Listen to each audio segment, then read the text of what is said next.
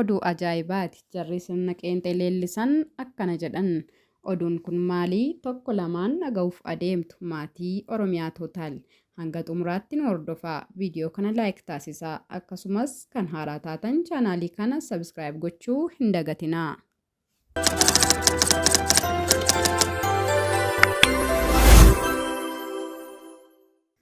Leellistoonni sirna qeenxee caasaa mootummaa keessa daa'atan qabata heera fooyyessuu jedhuun aggaammii sabootaaf sablammootaa biyyattii irratti aggaaman balaa guddaa kan qabu ta'uu hayyoonnii fi namoonni siyaasaa ibsan. Ministeerri nagaa karaa miidiyaa mootummaatiin Inistituutii Qorannoo Imaammata Itoophiyaa kutaa heera biyyattii akka fooyya'u barbaadan ilaalchisanii fedhii hawaasaa qorataa turre jedhan. Haaluma kanaan jedhe ministeerichi dhimmoota sabaan walqabatan irratti fooyya'insi akkaataa taasifamuu fedhii hawaasaa ta'uu qorannaa Inistituutichaan mirkanaa'e jedhe.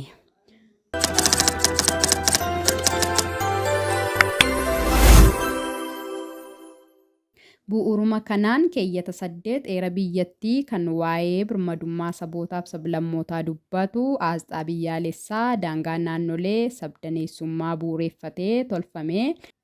Mirga foxxoquu paartii siyaasaa sabaan ijaaruu dhimma bulchiinsa magaalaa Finfinnee irratti fooyya'insi akka taasifamu fedhiin uummataa jiraachuu hubanne jedhee ministeerri nagaa. Dubbiin kun ifa taasifamuu isaatiin dheekkamsa guddaa kaasaatii jira.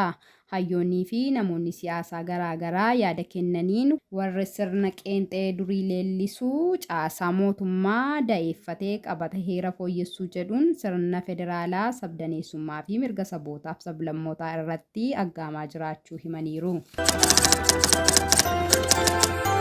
Hoogganaan quunnamtii uummataa Koongireesii Federaalawaa Oromoo obbo Sultaan Qaasim dhimma kana ilaalchisuun karaa fuula feesbuukii isaanii xiinxala barreessanii hawwii garee tokkoo fedhii uummataa fakkeessanii dhiyeessuun hin danda'amu jedhan. Kun fedhii bara dheeraa leellistoota sirna qeenxee akka ta'e himaniiru.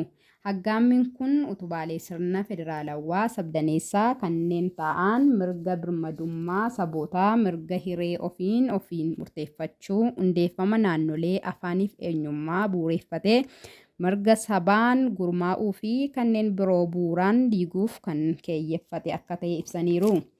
Jarni sirna qeenxee leellisan kun waan amma jechaa jiran bara 1983 irraa jalqabee gaafataa turuu obbo Sultaan eeranii. Afaan Amaaraa qofa fayyadamuu qabnaa, alaabaa lummuxxii qofa barbaannaa, siyaasni sabaa haa dhorkamuu, naannoleen diigamanii kiflaa garii duriitti deebi'uu qabu, faayidaan addaa Oromiyaan Finfinnee irraa qabu haa dhorkamuu kanneen jedhan fa'aa hojii irra oolchuu barbaadu jedhaniiru.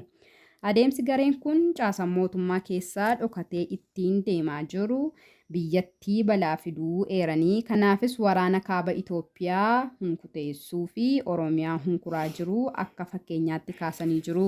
Dr. Birhaana Masqal Abbabaa Sanyii gama isaaniitiin oduu durii qorannaadha jedhamee dhiyaate kun qaama shira waggoota 5 darbe garee jibba sabootaaf sablammootaa qabamaniin deemaa ture akka ta'e himaniiru. Dhaabbichi namoota qajeelotaan hoogganamuu akka qabu eeranii. Qorannoon akka kanaa warra aantummaa sabootaaf sablammootaa biyyattii qabaniin qoratamuu qaba jedhaniiru.